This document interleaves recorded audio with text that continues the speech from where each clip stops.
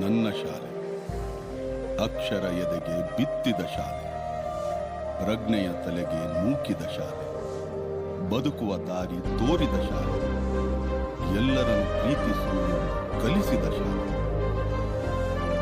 ತಾಯ್ನುಡಿ ದೇವನುಡಿ ಎಂದ ಶಾಲೆ. ಈ ತಾಯಿಗೆ ನನ್ನ ಕನ್ನಡ ತಾಯಿ